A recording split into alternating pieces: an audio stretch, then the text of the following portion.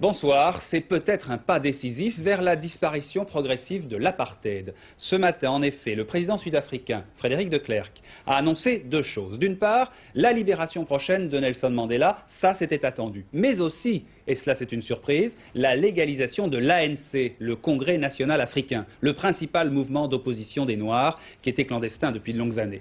Pour M. de Klerk, il va y avoir des négociations pour une nouvelle constitution. Elle devrait aboutir au droit de vote pour tous et à la protection des minorités. Martine Laroche-Joubert et Alain Saint sont en Afrique du Sud. Ils ont vécu cette journée historique. Ce matin, dans la ville du Cap, d'un côté, l'ouverture très attendue du Parlement. À quelques centaines de mètres de là, une manifestation autorisée par le gouvernement. Au Parlement, la petite phrase tombe nette.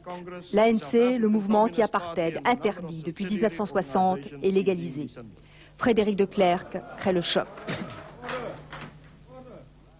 Frémissement dans l'assistance parmi les députés exclusivement blancs. Autre décision, la libération inconditionnelle de Nelson Mandela. Winnie Mandela, au même moment, embrasse l'archevêque Desmond Tutu. Puis monte à la tribune. Je suis heureuse d'être avec vous en ce jour historique. Ils viennent d'apprendre que les prisonniers politiques seront libérés et que l'état d'urgence sera progressivement levé. Une victoire pour Winnie Mandela et ses proches. C'est une journée qui marque, je pense, une nouvelle ère pour l'Afrique du Sud. Et j'espère que nos espoirs ne seront pas à nouveau écrasés par un gouvernement qui aurait peur de faire de nouveaux pas en avant. Cet après-midi, dans les ghettos noirs autour du Cap, c'était un peu la fête.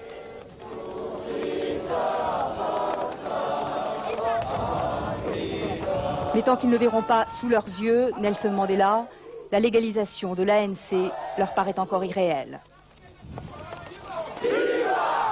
Si l'ANC est légalisée, ils doivent libérer tout de suite Nelson Mandela. Nous voulons le voir, et cela voudra dire que l'ANC existe officiellement. La décision de légaliser l'ANC ne fait pas l'unanimité ce soir au Parlement. Les députés du Parti conservateur ont même fait savoir que Frédéric de Klerk n'avait pas reçu de mandat pour cela et propose donc de nouvelles élections.